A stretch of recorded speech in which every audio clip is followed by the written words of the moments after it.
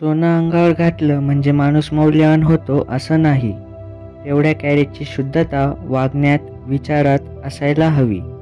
बंधनात नका ठेवू कोणाला. प्रत्येक नात्याला मोकळं सोडा.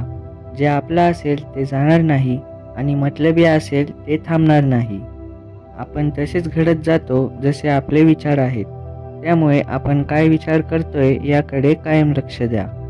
चांगलं बोलल्यामुळे, ऐकल्यामुळे आणि वाचल्यामुळे माणसाची विचारसरणीही चांगली होते. तुम्ही किती चांगले राहा, पण एक गोष्ट लक्षात ठेवा, जी व्यक्ती तुम्हाला चुकीचं समजते ती मरेपर्यंत तुम्हाला चुकीचंच समजणार.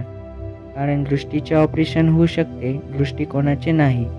ज्या निर्णयाचा पश्चाताप होत नाही तो अचूक असतो. जग काय म्हणतंय यापेक्षा मन काय सांगतंय हे महत्त्वाचं असतं. ज्या दरवाज्यातून एकदा अपमानाचा घोट पिऊन आलात त्या दरवाजात निमंत्रण मिळाले तरी जाऊ नका. तुटलेली चप्पल आणि आपल्यावर उलटलेली माणसं सांभाळण्यापेक्षा वेळेवर फेकून दिलेली बरी.